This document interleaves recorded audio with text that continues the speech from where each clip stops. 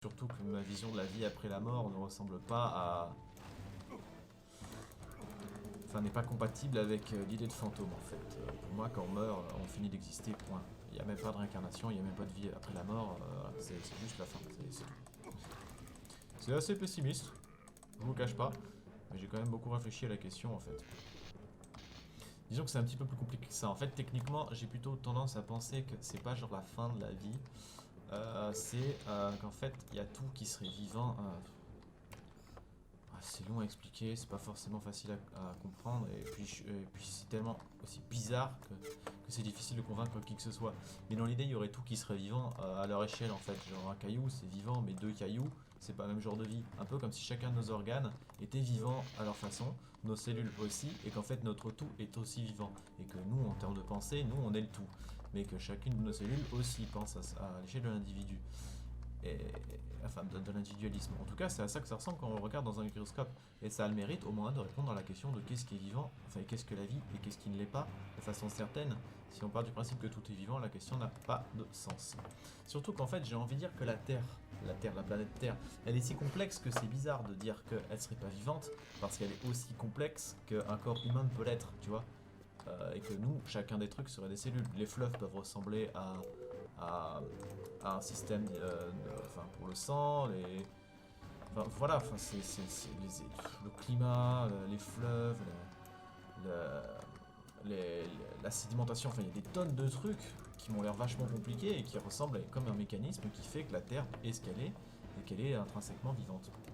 Un peu comme chacun de nos organes le serait, tu vois, ils font partie d'un tout plus grand et le tout ce serait nous. Et voilà, donc pour moi c'est ce point de vue-là que j'ai vis-à-vis de la vie et de la mort, enfin de la vie surtout en général. Et donc, en fait, quand on meurt, on ne cesse pas d'exister, en fait, on cesse d'être la personne qu'on est actuellement. À savoir, on perd cette individualité, mais on rentre dans un tout plus grand qui est, on rentre dans un tout différent puisqu'on se transforme en engrais, en terre, en plante, en tout ça, quoi. Et, euh, Et dans cette idée, en fait, tout serait vivant à leur échelle. Par exemple, une équipe de basket, tu vois, elle est aussi vivante et indépendante et elle vit d'une certaine façon que son but c'est de marquer des paniers, tu vois. Elle est composée certes d'individus, mais l'équipe en elle-même a une identité propre. Il y a un terme pour désigner cette idée. Ça s'appelle égrégore. Donc en fait, l'idée c'est voilà, c'est une égrégore en fait, un groupe. Égrégore, c'est un groupe de quelque chose. Une équipe de basket, c'est une égrégore.